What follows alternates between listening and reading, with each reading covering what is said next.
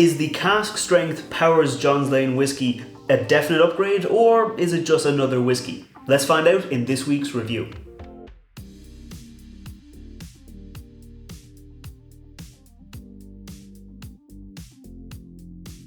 Welcome back to the channel. I'm Matt, I'm the whiskey nerd, and like I said, this week I'm looking at the cask strength Powers Johns Lane.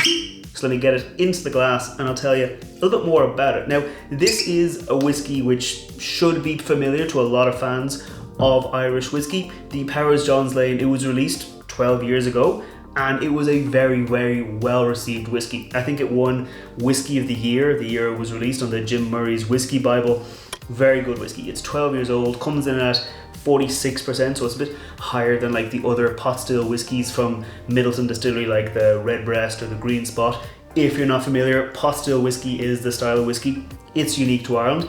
It can only be made in Ireland, and it allows distillers a bit of freedom to play around with different kind of mash bills to get a really, really good whiskey. So it has to use at least 30% malted barley, at least 30% unmalted barley, and at most 5% other grains. Now, that mash bill rule might be changing in the coming future, but at the meantime, those are the rules. So it gives distilleries a bit of room to play with. They could go 30-70, 70-30, 50-50, or 50-45 and then 5% other grains. So it gives them a bit of freedom, and Powers Johns Lane is a very, very good single pot still Irish whiskey. And like I said, the Powers Johns Lane original whiskey was released 12 years ago. It is a 12-year-old whiskey, so to kind of commemorate that 12-year anniversary, they've released this, a cask strength version of the Powers Johns Lane whiskey. It is gonna be a staple, a kind of a constant addition to their lineup of whiskies. Like Powers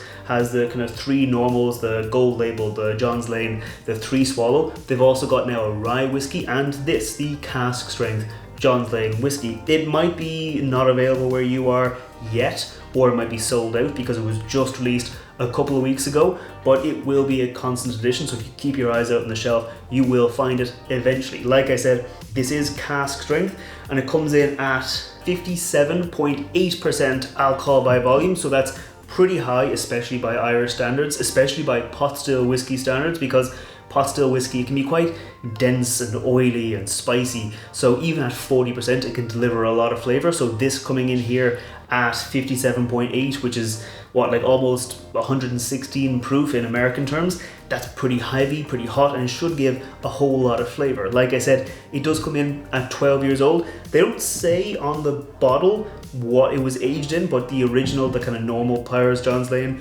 was aged mostly in bourbon casks with a small amount of Iberian or Spanish oak, which is generally speaking sherry influence, so it gives you a lot more flavor, and so that's what I'm guessing this is. But enough talking about the whiskey, let's go in for the nose on the Powers Johns Lane cask strength.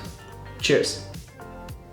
It's quite earthy on the nose, it's not the heaviest of whiskeys, even coming in at 57.8, that's very high, almost 60% alcohol, but it's not the heaviest on the nose. I can definitely feel it in the glass, I can definitely feel a bit of weight, a bit of presence, but it's not overpowering, it's not dominating.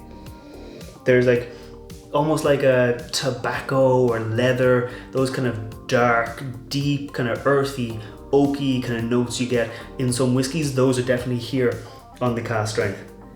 That kind of distinctive pot still spiciness, which is generally like a black pepper or a white pepper, that's here with almost freshly crushed black peppercorns, where you get those peppercorns, you crush them and you get this burst of peppery spice. That's kind of what I'm getting here.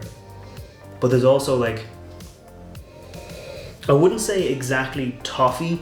If you're familiar with treacle, or in America you might call it molasses, where you get that really syrupy, dense sugar sweetness, that's kind of where it is. It's not like a toffee or a caramel that you might get on lighter whiskies. This is definitely darker, deeper, heavier and richer.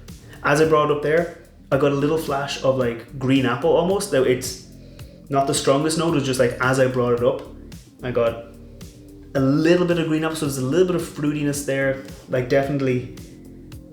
Yeah, there's definitely a little bit of apple, pear, but more that green apple kind of bright, fresh fruit, but it's I think kind of being drowned by all those heavy, earthy, spicy, sweet notes in there that you just get a little bit of a hint of it, and then you get those other strong notes coming through. But let's go in for the palate and see if that changes. Cheers. Okay. Yeah, very spicy. That pastel spice is there, absolutely, but the palate, it's almost a bit creamier than the nose was suggesting. The nose, dark, dense, heavy, like I said. This, almost like there's a little bit of like vanilla buttercream frosting that you've sprinkled some pepper on top of. Like there's definitely like that heavy pastel spice, but then much sweeter, much more creamier, much kind of denser flowing across your mouth. Like I said, pastel whiskies can be dense, can be oily, can be creamy. This here, quite dense. The alcohol, it is noticeable. The alcohol is definitely like present. It's definitely there. It's definitely sitting behind everything else. It's a little bit, I don't want to say sharp, but like it's almost thinning out those creamy notes, because you get that explosion of creaminess and then you get that ABV, you get the heat, you get the kind of prickly notes on your palate. So I'm going to go in again for another sip and see what else I can find. Cheers. Yeah, that heat, that ABV is still there. As I just took a breath there, I got a little bit of apple. I'll come back to that, but that heat is there. It's not like burning hot, but it is definitely hot. It's definitely noticeable. You know that this is a cask strength whiskey, but it doesn't feel like that alcohol is dominating the whiskey. There's a little bit of oak, a little bit of like kind of a hazelnut. Like if you think of like a hazelnut pudding, like if you have like a hazelnut dessert, or like so many of those liqueurs that are flavored with hazelnut, you get that bit of creaminess, you get that little bit of hazelnut, that's there. And I'm still getting that fruity note. I'm getting that kind of, like I said, that flash of green apple as I took a breath. It's there, it's just behind all those other notes. Their official tasting notes say on the palate you get pastel spice, vanilla, manuka honey, and dried apricot. I wasn't really getting a bit of apricot, but maybe that's that fruity note I was getting. Gonna go in for another sip, see what else I find, see if I can find that apricot. But I can almost feel a little bit of honey, but it's more for me that thick molasses still. Yeah, for me, as I take a breath, I'm not really getting that apricot that they suggest. I am getting that fruitiness with that apple. That green apple is still there. Normally for me, I get green apple on like the pot still, the green spot whiskies, those spot whiskies. I get apple notes there. Definitely getting it here, because it is from the same distillery at the end of the day. Now, they are made in different ways, but it's the same distillery. So that little bit of kind of green apple flavor. But I think that's enough talking about the palate. Let's go in for the finish. Cheers.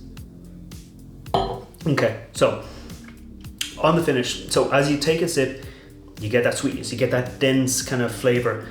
As you start breathing, you get that little flash of green apple, like I said, but you also get that kind of the resurgence of that treacle from the nose, that kind of dense, heavy, they say honey, I wouldn't exactly say honey, because it's a bit deeper, a bit darker, a bit denser, where you get that kind of like almost earthy sweetness. Like from the nose, I was getting definitely a lot of earth, tobacco, leather, those kind of dried out, kind of earthy spices. A little bit of that on the finish, but it's more into that sweetness, into that kind of fruity note as I take a breath. Can definitely feel the ABV on my tongue, a little bit of a tingle, a little bit of a heat, definitely like present there, and it's definitely warming me up, but it's not, again, it's not overpowering. I think cask strength for this, sometimes cask strength whiskies can be a bit of a gimmick. It can definitely kind of say, hey look, we've just made a good whiskey and we've added cask strength to it. Hey, look at this, it's stronger. That's not what I think about this here. It's definitely an improvement. I don't think it's like the be all and end all of Irish whiskies. I think the standard Powers John's Lane 12-year-old, fantastic whiskey, great value for money, sometimes overlooked in favor of Redbreast or Green Spot, but definitely a great whiskey. This here is, it's an upgrade. I wouldn't say it completely negates the existence of the standard Powers John's Lane. That whiskey, it's nice, it's sweeter, it's softer, it's a bit more of like an easy drinker. It still comes in at 46% ABV, so it has a bit of presence to it. This here is something more of like a heavy hitter. You want something, it's recognizably the same whiskey, but it does feel like a bit of a change. So it's definitely a little bit of an upgrade for me, but that doesn't mean that the standard Powers John's Lane is anything to forget about now that the cask strength is on the market. What do you think? Have you had the Powers John's Lane or the Powers John's Lane cask strength. If you have, let me know which one you prefer out of the two, or do you think they are kind of different whiskies for kind of different times or different moods?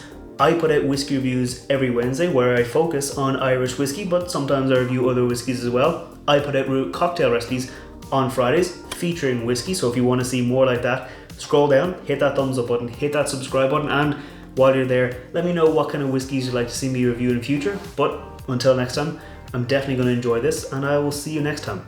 Sláinte.